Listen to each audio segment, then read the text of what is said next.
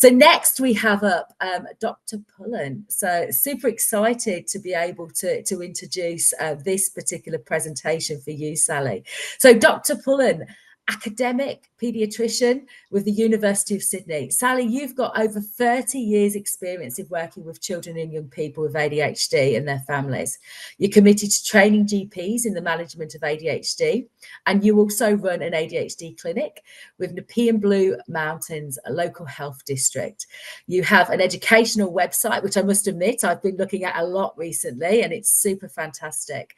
And you also as well have a significant amount of the work that you do improving community understanding of ADHD with over 500 visits per month. So I cannot express the many thanks that we have to you today to talk to us at ADHD Australia, being on our board, but also as well the conference today and the fantastic knowledge that you bring. So today you're going to be talking about the diagnostic criteria and it being based on adult observations, the diagnostic criteria is based on adult observations of children's behaviour. They've been adapted to use in adults, but could be improved. And you're going to talk about that today and give us some insights into how it can be improved. So welcome, Sally. Thank you. Thank you, Mel, for the introduction. And I'm so happy to be here today. So my slides up.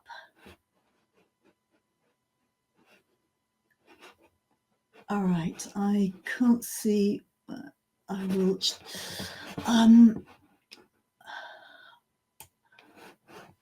right, I'll just share my screen because I can't see the link.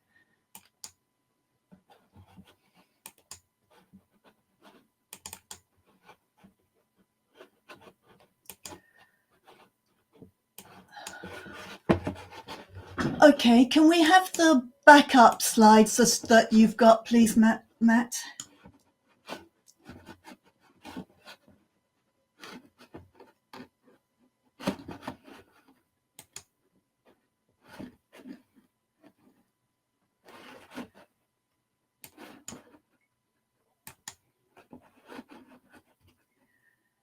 Okay, all right.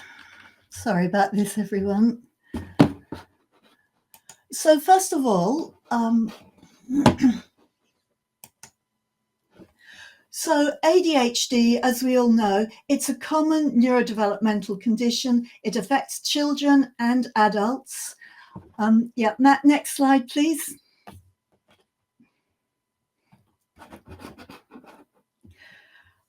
We know from the Senate inquiry from 2 years ago that that people with ADHD in Australia often experience delay in their diagnosis, high treatment costs and limited access to specialist care, and previous reports have identified systemic barriers, particularly for women and adults.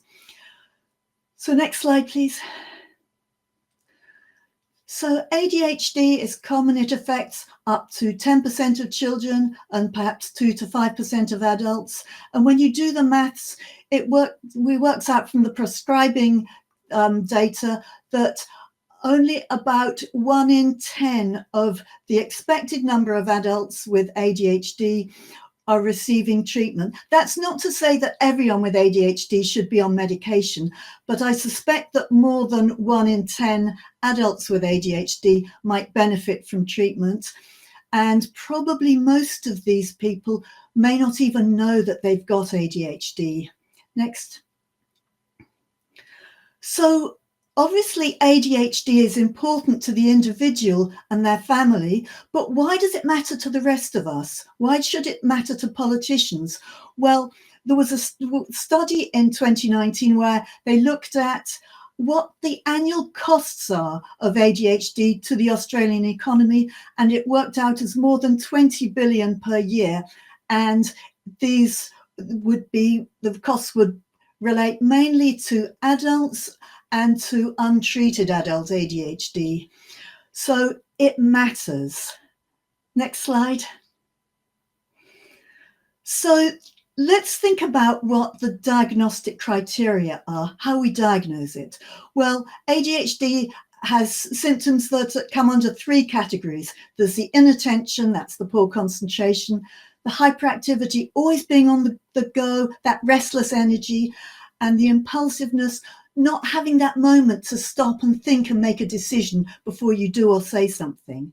So, and these things happen to an extent that is out of proportion to what you would expect for this person.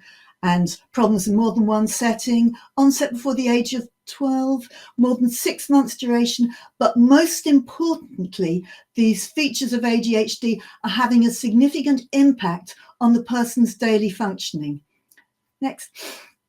So these are the DSM criteria, and you can see straight away that there's a problem because they all start with often, and it all depends on what the person's understanding is of often. That's now for children, they meet 6 out of 9 of these criteria. They've made a modification for adults, 5 out of 9, and they've also altered the wording a bit. So instead of losing books and pencils, it's losing keys and mobile phone. Next slide. And then the hyperactivity, impulsivity. You can see 6 out of 9 of these, the first 6 relate to hyperactivity. So 6 out of the total 18 criteria, there's a big emphasis on hyperactivity. And then the last 3 are impulsivity. Next slide.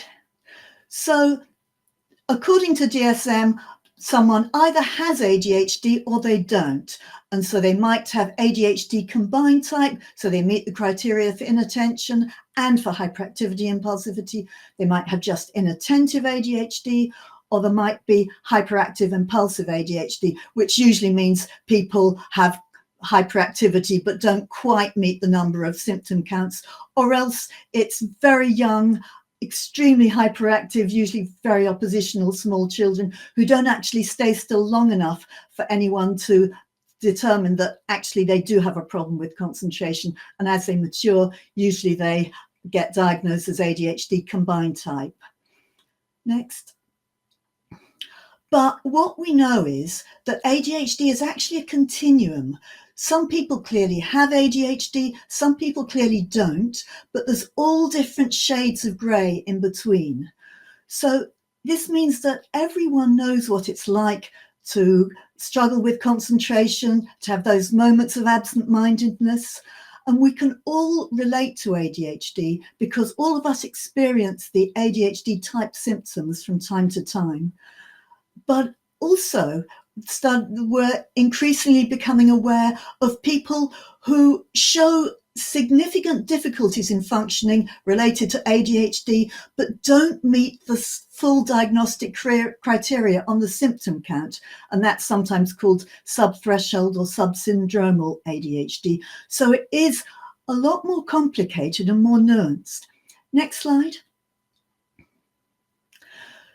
So let's just think now about how the diagnosis and the diagnostic criteria came about. ADHD was originally considered just to be a condition of childhood. And so the diagnosis, of course, was based on adults' observations of children's behaviour.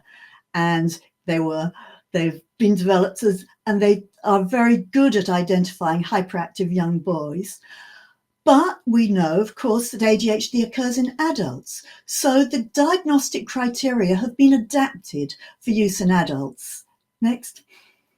So what we have to realise is that we're getting much better now at recognising ADHD in children. Some of the evidence for this is that 5-to-1 boys to girls ratio has now reduced to maybe just 2 or 3-to-1. So we're getting better at diagnosing, getting better at diagnosing girls, but we have to think about what about the adults who are walking around now who weren't recognised when they were at school, and perhaps if they were going through school now, they would have been recognised. So these are parents of children with ADHD, women who perhaps were quiet underachievers at school, and commonly these adults with ADHD present with other problems such as anxiety and depression, and because of the problems they have in trying to just get things working for them on a day-to-day basis, without realizing that actually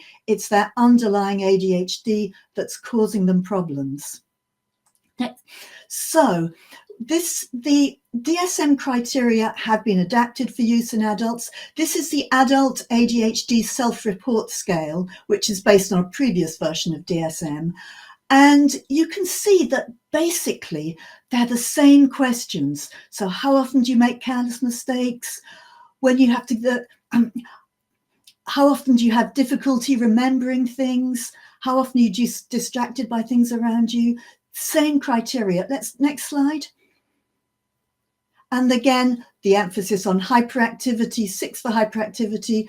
And so there are things like, how often do you feel restless or fidgety? But when you think about these, you could almost rephrase them as saying, instead of asking the person, how often do you find yourself talking too much? You could almost say, if I was watching you, would I notice that you're talking too much? Would I notice that you're interrupting other people?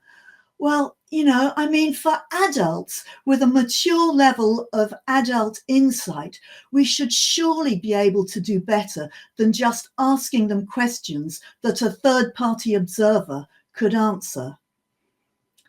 Next slide. So, problems derived on third-party observations. There's that emphasis of hyperactivity. There's no positive identifiers for people who aren't hyperactive, and they identify fewer girls and women, and not all adults with significant ADHD can demonstrate that they had problems before the age of 12.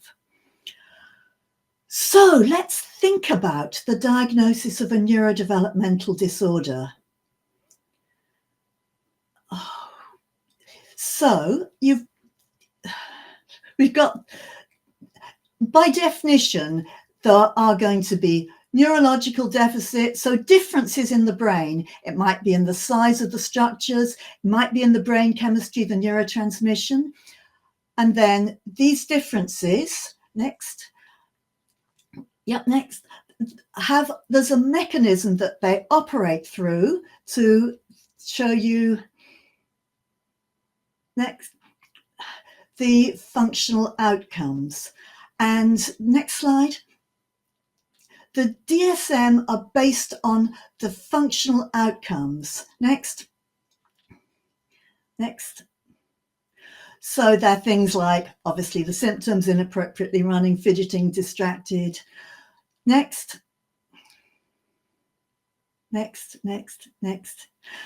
Okay. But with adults in particular, they've developed coping strategies. So there are things that they use to help them concentrate a bit longer, recueing themselves back to the task. And these coping strategies affect the functional outcomes. So if you can imagine the clinician asking this adult, are you often losing your mobile phone and car keys? The adult says no. The reason that that adult is not losing these things is every time they come into the house, they always make sure they put the keys in the same place, and they wear their phone on a lanyard around their neck. Okay, but they don't meet the criteria because they're not losing these things. Next. So can we do better than that? Can we move upstream and look a bit more at the mechanisms that are giving rise to these outcomes? And might this actually be a better approach to diagnosis, particularly in adults? So we did a study working with adults with ADHD, a community support group. Yeah, let's have the full slide. Yes. So there were 29 adults who contributed to this, and what we were asking them is, what happens with your attention when you're trying to do a task that requires mental effort? What's your mind doing? And we also asked, can you think of a model that illustrates your brain functioning in ADHD? We recorded and transcribed and analysed their responses, and we came up with three main patterns of attentional dysfunction. There were those complete lapses in concentration. Then there was partial attention to task. So when a person might be concentrating with part of their mind, whereas another part of their mind is doing something completely different, or perhaps just sitting in a fog and trying to get action happening. And then again, there was attending simultaneously to multiple tasks and distractions. They also described hyperfocus, which is interesting, but I suspect isn't specific to ADHD. I think that all of us can hyperfocus on tasks, but the thing about it with ADHD, which makes it so striking, is that sometimes, even with the ADHD brain, if there's enough stimulus, enough incentive, enough pressure, that brain can suddenly get into the zone, they call it, and can concentrate. But the thing about hyperfocus is it often is something that can't be controlled and may happen at 11:45 when that assignment has to be submitted by midnight. The other thing which was really striking about this was that the participants seemed to really appreciate the opportunity to share their experience and their mind, because they were so used to clinicians just going through these rather boring ratings. So I'll just give you some examples of the types of models that they described. So one person described the mind as being like one of those food processors. It's whizzing really fast or it's off. It's either on at full speed or off, on, off all the time. Another person described the mind as being like a wheel spinning really, really fast, which only occasionally connects with reality. But by the time that connection happens, reality has moved on and they're still not quite connecting with the other people around them. Another person described it's a bit like a stream with grains going down it. Sometimes the grains go really nicely in the middle, but other times they're just going round in circles in those little eddies at the side. Another person described it's a bit like a dog. It's going here and there, sniffing everything, but then suddenly when it's running after a stick, it's completely focused. And then there were also the descriptions of the mind being a bit like a computer. So one person described it as being like you're running a computer, running Windows, it needs 8 RAM and you've only got 4 RAM and your computer isn't working efficiently. And then suddenly the whole thing crashes and you've lost everything. You have to reboot it and start the task all over again. So if you can imagine that that is happening in your brain, not just occasionally, but frequently, multiple times over your working day, not surprisingly, people with ADHD have a lot more difficulty in getting through routine tasks that don't cause any problems to most neurotypical people. So next slide. So now when I'm thinking about ADHD, I ask that teenager, what percentage of class time is he or she listening to the teacher and doing their work? Now, of course, we don't have reference data for what we would expect that to be. So we don't know what proportion of students that age would be listening at any one time. But if the person says, well, actually, I'm only listening about 20% of the time, and the rest of the time I just can't concentrate. Either the mind's thinking about something else or just going into a daydream. And then how many minutes they can concentrate on a task, and before you have to get up and go to the toilet or get a coffee or something like that. And also, importantly, what are the strategies that use? And people with ADHD develop strategies which they find by experience help them to function better. So this might be listening to music, that's a typical one. But, sometimes it can be hard for people without ADHD to make sense of what they're doing. So that, for instance, the teenager who can only do their homework when they're listening to a video, an audio book in the background, then the adult might say, well, look, just think how much better you'd concentrate if you didn't have that distracting noise. But probably what it's doing is the person's concentrating on their homework, then they stop for a bit, but instead of their mind just stopping and shutting down, it tunes in to the background story and then keeps going until it's ready to go back onto the task.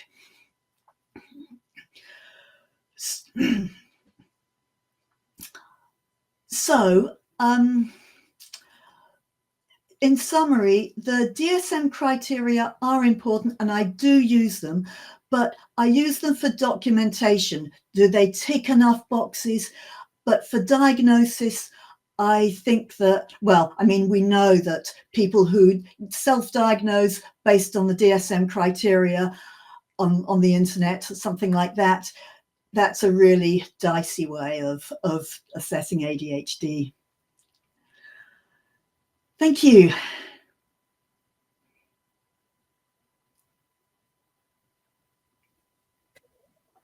Thank you, Sally. It's really interesting as a lady with ADHD actually to hear it from your perspective, because I actually, you know, everything you said fully resonates with me. And you know, I think it's really interesting some of the examples that you actually gave. Over a period of time, many individuals with ADHD, adults, have coping strategies. And if asked, basically, like you say, you know, if asked, you actually you talk about some of the things that you almost forget that you've got difficulty with because you've learned over the years to have coping strategies.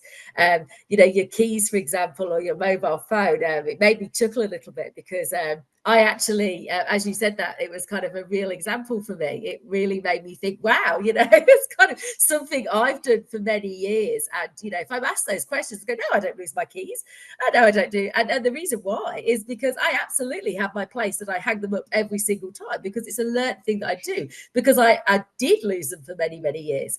So, look, I've never actually looked at it from that perspective, but on a personal perspective, but also as well thinking about many adults with ADHD, and, you know, being asked particular questions, you probably wouldn't think or almost forget actually about some of the things that you used to do, but these strategies over the periods of time have just been learned. So wow, a really, really great presentation, and I think it gives a lot of thought to how people maybe should be thinking about diagnosis differently for adults. So Sally, I'm just keen to hear from you about what is next step. So obviously you've presented this amazing presentation. You've spoken a lot about what you recommend, you know, individuals that are qualified to do so doing diagnosis of ADHD. You know, what do you think next steps are for those individuals? How do they think differently when they're diagnosing adults? What does that look like? I think, first of all, it's asking people in much more depth about how they get through their everyday functions. What are the difficulties? What are the strategies for compensating? Like, for instance, you go into another room, you forgot what you're looking for, and, you know, say, get the milk, get the milk, get the milk. Ah, I didn't get the milk. So that kind of thing. But also, you know, we're going to learn so much more about our patients and how they function if we ask the right questions. But I think that we need to actually focus research on looking at the attention span, objective measures of attention, because in principle, it's possible, particularly with modern technology, to time how long someone's concentrating in class and time how long they're sitting at the computer screen at work, or when they're, you know, fidgeting and getting up, moving around. So these estimates that I asked my patients to make an estimate, in principle, they are objectively verifiable. But in order to interpret that, we need to know how they compare with the average person in that setting. So I think we've got, that's the line of research I would like to see. And also, I'd like to get a bit more information from people with ADHD about what they think ADHD is.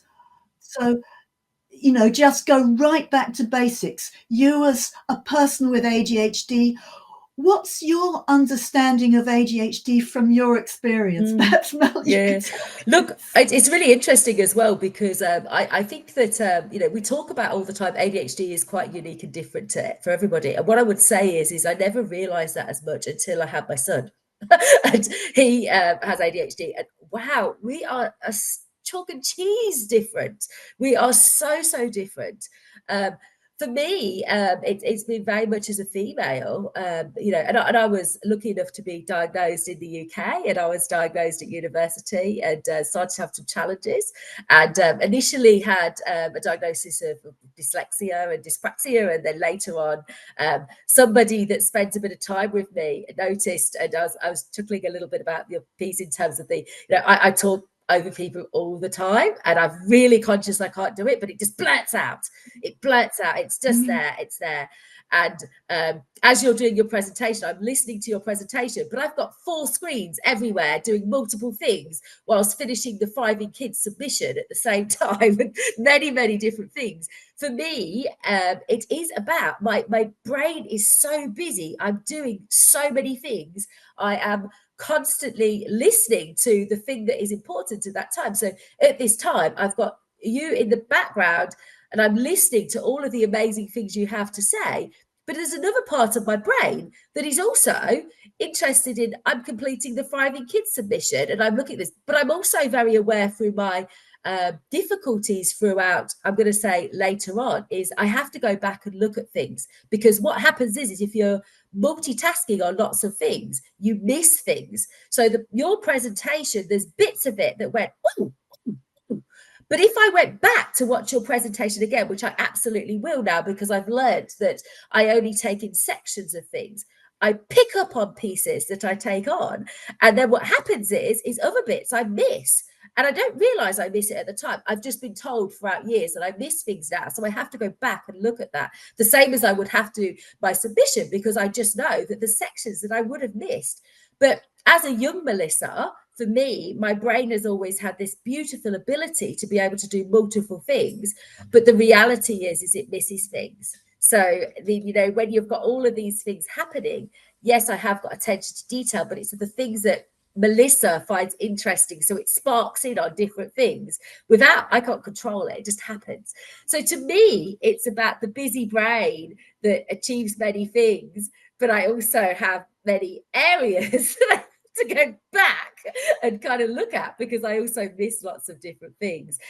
Constantly busy. But my son is completely opposite. My son is very it's difficult to get him motivated. It's difficult to engage him. He isn't the typical child that is up and doing a million and one things. He's there daydreaming forever. It takes him a long time to get on task. He procrastinates with everything, where I am completely the opposite.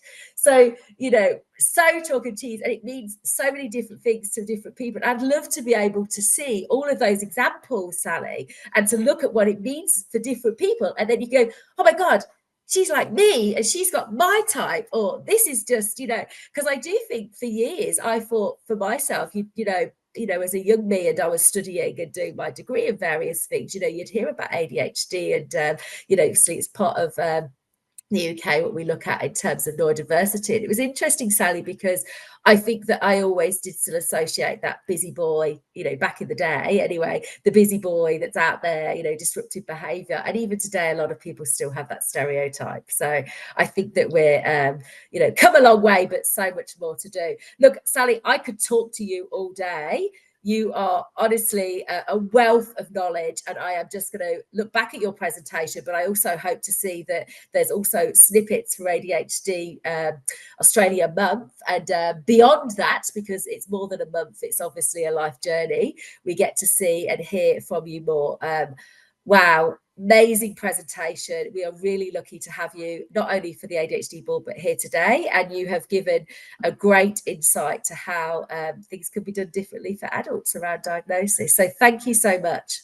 Oh, and thank you, Melissa, for sharing your experience. That's really, really nice. And thank you, everyone, for your attention. Thank you.